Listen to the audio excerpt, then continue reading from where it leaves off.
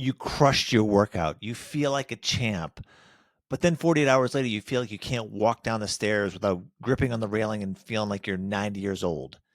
That deep, aching soreness, that is DOMS, delayed onset muscle soreness. And today we're going to break that down. What causes it, how to prevent it, what the risk factors are with getting DOMS, how to manage it if you do have it when you get it, and why feeling wrecked after every workout isn't a badge of honor. It's a sign that your pit crew, if you will, might need a smarter game plan. And my question to you is, if you've ever had DOMS, what is the longest duration that has lasted? Give me a comment. Has it been a day? Has it been 2 days? Has it been 3 days? Has it been longer than 2 or 3 days? Where you still get that deep, achy soreness? Let me know in the comments. But I want to think of our bodies as high performance race car. And after a tough race or after a tough workout, there's a pit crew that comes in and cleans things up, changes the tires, gives the engine a tune up. And it's right after your race or right after your workout that this pit crew jumps into action. And that soreness that you feel, that muscle soreness that you feel after the race or after your hard workout, that's not really a crash. It's the grind of your pit crew rebuilding your engine. And it's the noise and the effort from the repairs and the upgrades that are being done internally from your pit crew that gives us that muscle soreness. So there's a reason that we're sore, but also it can be a big hindrance to progress. We're going to break all that down today. My name is Aaron Shaw. I've been 30 years in the industry of helping people reach their health potential. I'm an occupational therapist, a certified strength and conditioning specialist, health and fitness coach, and in my 50s, and I'm still a competitive athlete despite the very real age-related changes of my body. I have coaching clients that are also in the same boat as I am, which is things aren't as easy as they used to be. My body's changing in ways that I'm not super stoked about. Maybe you can relate to that. And it is part of life. But there are things that we can absolutely do to manage this aging process in a way to still be super healthy, super fit in middle age and beyond. It takes some being mindful and being really intentional about things, not jumping on the latest fad or the latest bandwagon, but just following the science, which is what I talk about here on this podcast and with my coaching clients and on my YouTube channel and LinkedIn and various platforms. It's all about sharing what the science says and then also sharing what works for me, what doesn't work for me. I am imperfect. I have big, ambitious health and fitness goals. I want to live a very long time. I want to be around for my family. But I realize that that is easier said than done. So we're all in this together. So today, one part of being healthy and active is, of course, exercising. In this podcast, I talk about the pillars of Healthspan, and they are, from the top, exercise, nutrition, sleep, emotional well-being, and preventative care. So exercise right off the top. If you want to live a longer life, you have to exercise. If you want to be healthier during the length of time that you live, you have to exercise. If you shave that off or you minimize that or you just maybe dabble with it once in a while, you are shortening your life. Hard stop. And we don't want that. So exercise is an absolute direct path. The evidence is undisputed. It has such a great, powerful impact. And actually, the way that I've heard it framed is the positive impact of exercise is actually more powerful than any sort of negative impact from smoking and heart disease and anything else. So if you want to really move the needle and you're only going to do one thing, exercise. But with that does come DOMS. What are DOMS? Again, this is delayed onset muscle soreness. Usually begins 12 to 24 hour post exercise. So you may walk out of the gym in this case. So you've got a big workout in the gym and you're like, hey, I feel pretty good. Feel like I got my, muscles kind of pumped up. Heart rate was up. That's all well and good. You feel pretty good.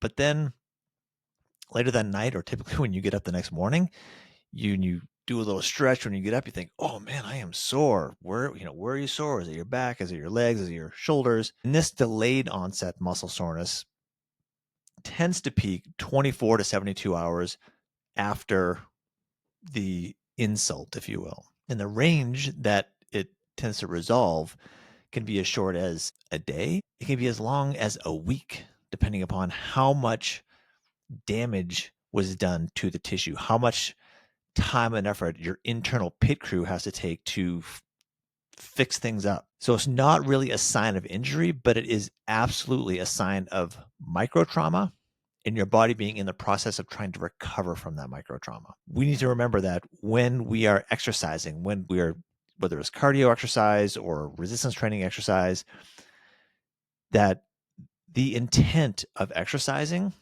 is to actually cause micro trauma to the tissue.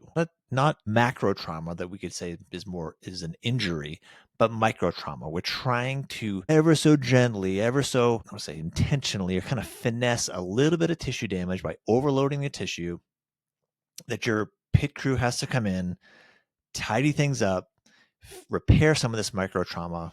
You go through a recovery process and you are stronger and more durable and more resilient from that. DOMS is really common after doing a new exercise or doing an intense workout. And especially if you're doing or focusing on eccentric movements. So let's talk a quick second about what eccentric means. One way to think about it is with a bicep curl, an exercise that people are really probably pretty accustomed to at least understanding what that is. If there's a rack of dumbbells and you bend down and you pick up a dumbbell from the rack and you bend your elbow up, that is a concentric movement. You're contracting your bicep muscle. So that's concentric movement. Eccentric movement is the lowering of that. So it's basically the lengthening of that muscle. So when you curl your bicep, your length of that muscle is shrinking as it's bending your elbow up. And as you release that, the length of your bicep is actually becoming greater. That is an eccentric movement. Another example, if you are walking up a hill, as you walk up a hill, there tends to be more concentric movements happening. When you're walking down a hill, and for anybody who, hopefully you can relate to this because it makes a huge impact for me as far as DOMS goes. Walking down a hill, there's more eccentric loading of the quadricep muscle, the muscle on the front side of your thigh, as your foot hits the ground, and then you kind of like slowly, you're slowly walking down this hill, almost like you're riding your brakes. That is an eccentric movement. So let's talk about what causes DOMS. There's a myth. We have to bust this myth. Lactic acid does not cause delayed onset muscle soreness. Typically, lactic acid will clear from your body or clear from the system within about an hour. So lactic acid it's actually a fuel source. So it's a temporary fuel source, and it's really, we call it lactic acid. It's actually lactate, but it's produced during intense exercise when your muscles need quick energy. Quick energy, think explosive energy, quite the opposite of going for a nice long hike or a nice long walk. This lactic acid is needed to pep in your step, if you will, or jumping or an explosive sprint or something. But it is cleared out quickly after, fairly quickly after that moment, versus delayed onset muscle soreness happens later. So that soreness that you feel after, or you feel from DOMS, typically doesn't even begin until the day after an exercise. And again, it can peak out within 24, sometimes 48, even sometimes a little bit longer than that, up to 70, 72 hours. It can still be getting like worse and worse and worse. So you may feel a little sore in the morning after a maybe overly ambitious workout, but you may also realize that the next day, like, damn, I feel worse today than I did yesterday. Yeah, because you're actually still, your pit crew, your internal physiological pit crew is still trying to repair all that wear and tear that you did to get you back online and get you ready to do it again. So DOMS is all about micro tears, micro trauma to the muscle fibers that occur during, again, strenuous workout or even new exercises. So if you're a regular gym goer or you're a regular person who jumps into a bunch of different exercise classes, and suddenly you're trying a new movement pattern, you're trying a new way to exercise. And an example could be going from yoga. If you've been doing yoga for a period of time, then you go into a class that involves kind of some jumping around, maybe some plyometric stuff, that even though you may be mobile and have good balance and have pretty good stamina and whatnot, pretty, great body awareness, that change, that difference, your muscles, your tendons, your ligaments are not accustomed to that. that could trigger DOMS. It's a inflammatory response that, again, your body, your pit crew is going to have to go in there and like fine tune things up. So in my opinion, this is one of the big reasons why people drop out of fitness, just can't get into a fitness routine. And it is because people come out too aggressive, have really unrealistic expectations. And unfortunately, the health and fitness industry tends to oversell what can be done. And especially, it's a new year and you get a new personal trainer and you get, 5 personal training visits and people are motivated and they want to feel the burn and all of these things with the best of intentions. But when people start off from having little to no training over the past month or several months, or for some people, several years, it's very easy to cause a lot of micro trauma, leading to a lot of pain, a lot of delayed onset muscle soreness that lasts for days and days and days and days. And that really indicates that people went too hard too soon. And it's so hard to stay motivated if you're trying to do something good for yourself and your body just feels like absolute garbage. And of course, if you're really sore, how in the world are you going to go back into the gym and do something the next day or even a couple days later? If you feel so sore and so beat up, it's really demoralizing for people, especially because you're not going to see any physical difference in your body. You're not going to certainly not going to feel stronger, because you're just going to feel really sore and uncomfortable. And there's a risk because your movement patterns are going to be impaired. It's not fair to expect to be able to control your body well, to balance well, to activate muscles in the way that you intend to, if you've got all these pain signals that are screaming at you along the way. But I digress for a moment on how things can be better in the health and fitness industry. So the cause of DOMS, we understand that it's micro trauma. It's part of an inflammatory response. You've got immune cells that kind of rush in to repair tissue. It's very normal. So we want it to happen. We want that to happen. We need that to happen. We have chemical signals that happen that really kind of sensitize our nerves. All of this is normal. We just need to make sure that we are aware of it and we're training in a measured way that actually helps us take steps closer to our goals without falling off a cliff, without beating ourselves up, without causing a ton of tissue damage that exceeds what our body's capable of repairing and what is really going to impair you meeting your goals. So the pit crew analogy, again, after your race, after your training, we're going to assume that you're not injured, but you're just kind of beat up a little bit. For the F1 car, the tires are worn, the parts are overheated, the crew is going to be in there kind of replacing parts and refueling things and tweaking the systems. All of that is maintenance. That's part of the process. And the goal is to get the car back out on the road to race another day. And that's what you're feeling. That's the soreness that you're feeling. You're feeling all those actions that are happening. But let's move on to what the risk factors are for DOMS. And we've touched on this already, but doing a new exercise, a new workout, or doing things that are really high volume. And specifically, this is going to be doing things that are atypical for what you're used to doing. So this is where we have to be a little bit humble. And if you're in some sort of exercise class and the instructor says, for the next minute, we're going to do this, or everybody's going to do 10 repetitions of XYZ exercise, and you look around and you start seeing other people doing things and thinking that that's what you should be doing, that is a recipe for disaster on so many levels, not the least of which is you are an individual and you have unique capacity, unique abilities, and unique limitations, as we all do. And so to try to bucket 5, 10, 20, 30 people to all do the exact same thing and to have success with that, that's not how it works. Not how your body works. So if it's new, if it's high volume, that is a risk if you're not accustomed to that high volume. So again, just going to touch on that again. If you take the next several months, let's say, so if you came to me and said, hey, I really want to do a 90-minute fitness class and I want to just crush it the whole time, but I can only really tolerate about 30 minutes right now of jumping around and doing body weight stuff and maybe some plyometric stuff. I can't do, if you can't tolerate that volume, could we train you to tolerate that? Sure, definitely. But it's a process. Your body has to, just think about it as endurance athletes, runners. Some people, well, they can run 10K. Other people are running like ultra marathons or, a marathon every month and just crazy high volume.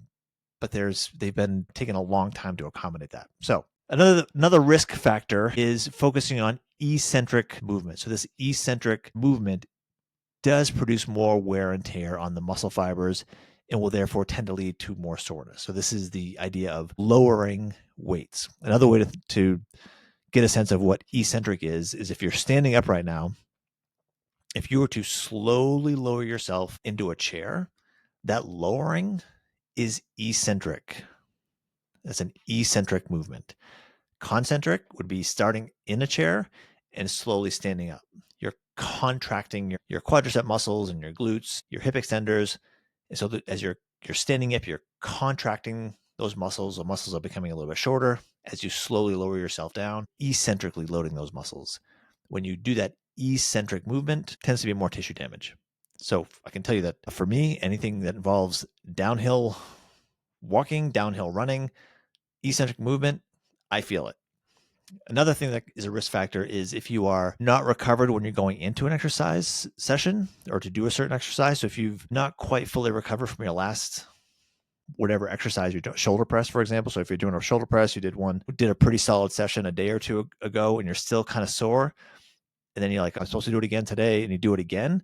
Well, if you're not fully recovered, of course you're at risk for making, really kind of lighting up that muscle soreness. So that can actually take that DOMS and extend the duration of it. So you may feel like crap even longer. And as I touched on, being more fit does not mean that you're immune from getting DOMS. And I am a competitive cyclist and I can ride my gravel bike or my mountain bike for hours and hours and do it a couple days in a row. And certainly I can definitely tell you that I feel sore from doing that, especially when I ride really hard. But it pales in comparison to me walking down a hill from hiking. So if we did a hike that was 30 minutes uphill and 30 minutes downhill, my quads are going to be more sore from that 1 hour of total work with, let's say, 30 minutes walking down a hill. My quads would be more sore from that than if I went out and rode my bike for 3 hours. It's crazy to me. Again, it's not a cardiovascular challenge to me necessarily, but my quads just are right around my knees are just like so freaking sore for days on end. So, but that's the difference. That is, you can be athletic and fit and healthy and still find something that you're not accustomed to doing, especially if it's an eccentric type exercise, and get DOMS. Let's talk about how we can prevent DOMS. First and foremost, it is having a gradual increase in load for your muscles. That's a gradual increase in resistance, a gradual increase in sets and reps. And by gradual, I mean taking 4 weeks, 5 weeks, 6 weeks of trying to be as humble as you can and as patient as you can, especially if you're just starting a resistance training routine from scratch, or if you've just kind of been dabbling a little bit, but not very consistent. And finally something switched in your head and you're like, hey, you know what? I'm going to make this part of who I am. I'm going to live forever. I'm going to be freaking strong deep into my 70s and 80s. Great. That's awesome. Now, when you start doing something consistently, just be patient and always leave some fuel in the tank, if you will. So the idea of starting an exercise routine or revamping one or kind of ramping it up a little bit is starting off slow, recognizing that if you're brand new, it can take 4 to 6 weeks of doing low resistance, kind of slow and controlled movements where you feel that you can probably do another 3 or 4 repetitions at the end of every single set. But don't do that right away for those first few weeks. Let your nervous system start to adapt so your movement patterns get a little bit better. Your nervous system will start recruiting your muscles a little bit more efficiently. So you'll actually start to feel stronger, which is really cool. Your muscles will start to adapt. Your tendons will start to adapt. Your joints will start to adapt in a gradual kind of way, because that's as fast as things happen, especially if you're in middle age like me. So once you're in your, deep into your 40s, and certainly like I'm in my 50s and 60s and so on, the physiology, we change slower than we want. Even though you may be doing the perfect exercise routine that may be perfectly custom to you, the right movements and, even a little bit of rehab-ish type stuff in there if you need it, that's great.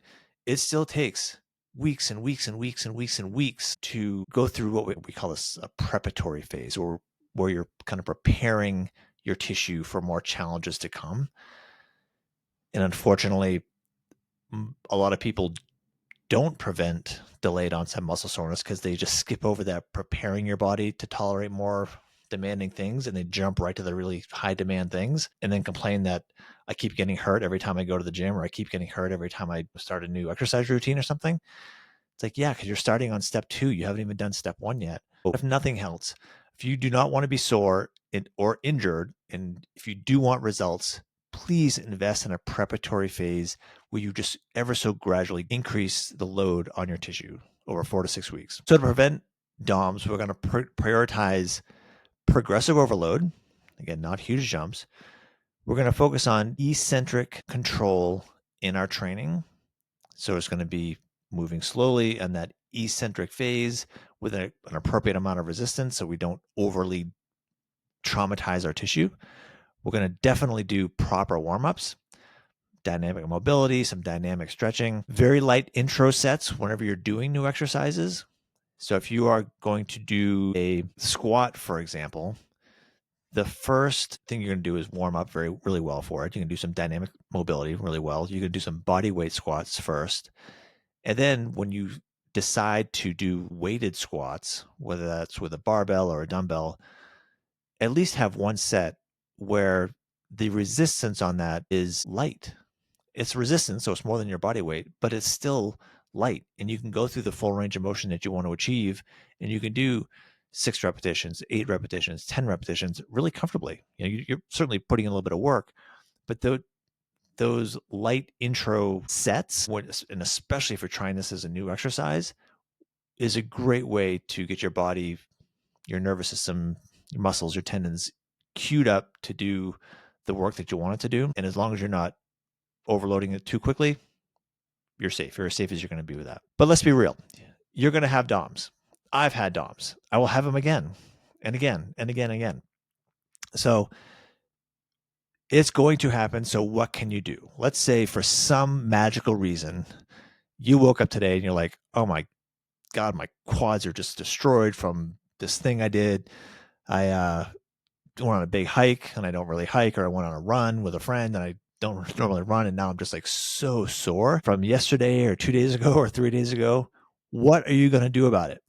Well, good news and bad news. Nothing is going to magically fix this muscle soreness, but there are some things you can do to kind of like tone it down.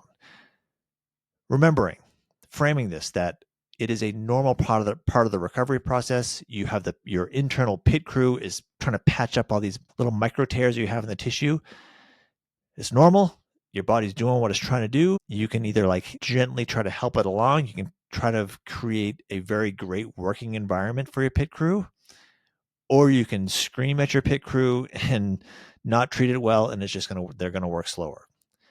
So you can do some active recovery. So this is low intensity movement that can help boost circulation, perhaps get more blood flow to the tissue that is damaged. So blood flow is oxygen, it's nutrition. So we want to get some great nutrition to this tissue that's kind of got a little wear and tear on it. So active recovery. So you could go for a walk. You could do some gentle body weight exercises, but really gentle. Move your body around a little bit. That can help decrease some of the sensation of some soreness.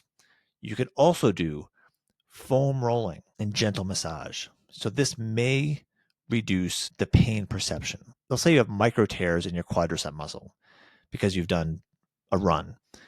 Now, massaging or foam rolling these little micro tears doesn't suddenly glue them together. That's not how it works. We have tissue that has been, think of it as being literally torn in your body through all of its magic, which far exceeds what I'm going to talk about in this podcast, but through its magic is trying to bond and recover even stronger. In that process, we need to be gentle with it. So massaging, fine. Be gentle with it. Foam rolling, sure, do it. Be gentle with it. It should feel good while you are doing it. If for some reason your muscles are so tender to the touch, and I know I'll get some flack for this, but doing deep tissue and I know some people love deep tissue massage, which I am not one of those people, but doing deep tissue massage, digging in there, or getting little massage balls or something like that into tissue that's already inflamed, it's already damaged, it's already trying to recover. And if you stick an elbow or you get a massage therapist, they're going to stick their forearm into your quadricep muscle to get it to recover faster. You're crazy. That makes no sense whatsoever. The tissue is already inflamed. The tissue is already trying to heal, and you're adding another insult to it. So gentle with the massage, gentle with the foam rolling. It should feel good. Great. Move it around, move your body around, get some blood flow. Awesome. What about cold water plunges or cold water immersions or cryotherapy? For many people, it will give short-term relief. It doesn't really enhance adaptation. I would kind of go back to the same comment I just said a minute ago. It can feel good while you're doing it. It still takes time for that tissue to fully heal and recover. But the name of the game, once you're deep into the DOMS, it's trying to just feel a little bit better while your pit crew's in there working. Some people report that compression garments can have like a modest benefit. You can give those a try. I used to wear those when I raced full time. So some leg tights, like super tight. It was the thing to do back in the day. I know a lot of people do it now. I've seen them that are like they're big inflatable ones now. Will that compression or that it's almost like a milking process with some of the new ones that are plug into the wall that massage in a movement pattern that the idea is to decrease some of the swelling or fluid in your legs. Will that happen? Yeah, I'm sure it does. Does that mean that those tissue that's been torn magically bonds instantly? No.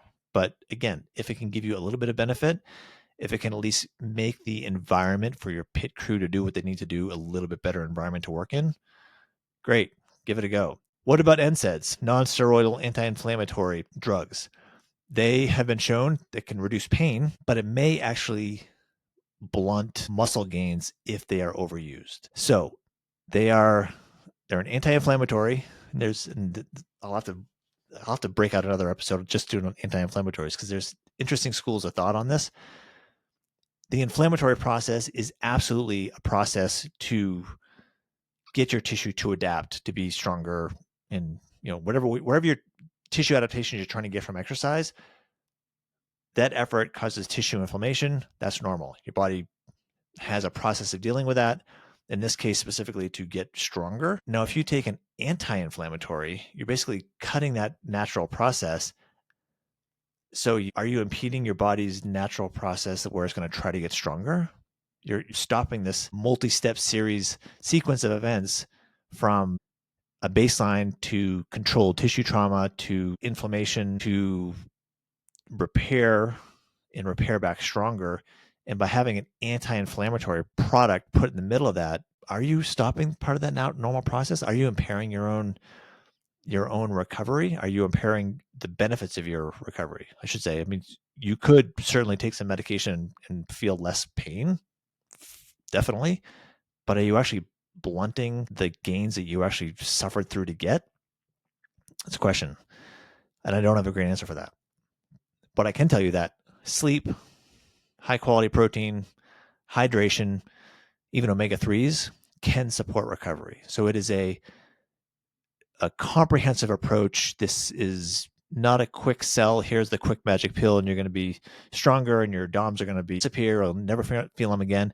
It is a big comprehensive picture that we have to paint here. So with your race car, the high performance car that you are, you got to let the car cool down after the race. You got to change the tires. You got to refuel it. High quality materials, kind of rebuild things a little bit. Rest and nutrition are a huge part of this upgrade process for us internally, physiologically. We have to respect the process, be patient with it. I should say be patient with it. You don't have to be patient with it, I suppose. You could hate it. It doesn't matter. It takes a certain amount of time. But the key is it is a very natural process. And what's fun, and this may sound weird, but it is fun if you take the time to explore how much stress you can apply to your body, how long it takes to recover, how long it takes to see and feel the benefits from the stress you've put on your body, whether that's a certain exercise you're doing, a certain workout you're doing, it's resistance training you're doing, or cardiovascular training that you're doing, like you're trying to move the needle, you're trying to cause a physiological change. If you can be curious about that process, it can be super interesting to really, really understand how your body works and how you can move the needle. And if you can be a student of your own health, you're probably going to live a long time.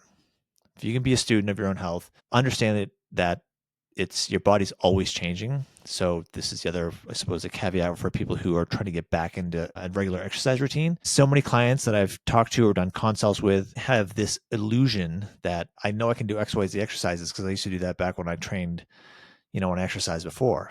And when I ask, when was the last time you consistently exercised? For a lot of people, it's been years, if ever. They've consistently, maybe they went through little spurts here and there where, went to a gym for a few months, or I went swimming. I was in a swim class for a little while, or a running group for a little while. And then life, chaos and life happens. The risk is us still identifying as being able to do those things that we used to do, as opposed to identifying as saying, I want to be able to do those things again, but I'm not 20 years old anymore. I'm not 30 years old anymore. Hell, I'm not even 50 years old anymore. So our bodies change. And so as long as we stay curious and recognize that the stimulus, the response, the delayed onset muscle soreness, these things change over time. And so what used to work for us last year may not work for us next year. But let's sum up here with like the big picture. The big picture is we're looking at adaptation, not damage. DOMS is part of the process. It is not the goal. It is not necessary for gains, but it's common when you have novel stimuli. It's common when you push a little bit more than your tissue can tolerate, or a moderate amount more than your body can tolerate. But we don't want to be trying to chase soreness. We want to chase progress. So let me say this again. Do not chase soreness, chase progress. That is why you are training. That is why you're doing resistance training. That is why you're doing cardiovascular training, is for progress. Hopefully you have a well-defined goal in mind where you can measure yourself and look and see how things are changing. Focus on what you're trying to change. Focus on measurable milestones along the way. Are you getting to where you want to be? Don't just focus on being uncomfortable. Don't just focus on working out for the sake of working out and checking a box. Some people despise or just really struggle to exercise, and they're kind of doing it with their eyes closed and not really just thinking like, I'm supposed to do things that are really hard and things that kind of suck to be healthier, when really I would encourage people to focus less on that and focus more on what are you trying to be like? What are you trying to grow? What are you trying to achieve? And focus on the progress, focus on that. And yes, on occasion, will you have muscle soreness? Of course. Will you be tired? Of course. But that in and of itself is definitely not the goal.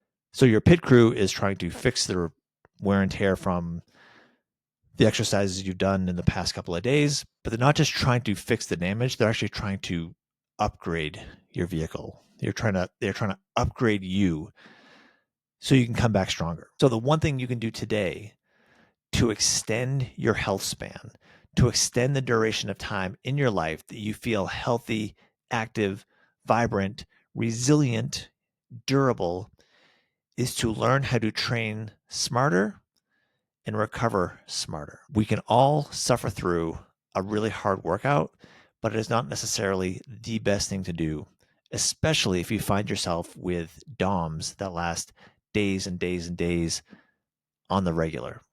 Once in a while, yes. Once in a while, you're going to push it a little bit too much. You're going to be sore for a couple of days, but that should be infrequent. DOMS is something that is an indication that your body has been challenged. It's an indication you've had micro tears in your tissue. That's completely normal. Your body's going to fight to clean that up and build you back stronger than before. But the one thing you can do is have a plan where you have a solid preparatory phase, preparing your body for more rigorous things to come, then a gradual progression from there to keep slowly adding more resistance, adding more duration, adding more tissue load, and always coming back and reassessing just to make sure that you are achieving the goals that you want and not just suffering for nothing. We don't want to do that. If you would please drop a comment, let me know what you think about DOMS, delayed onset muscle soreness. I shouldn't even say what you think about DOMS. Well, DOMS, they suck. We don't like them.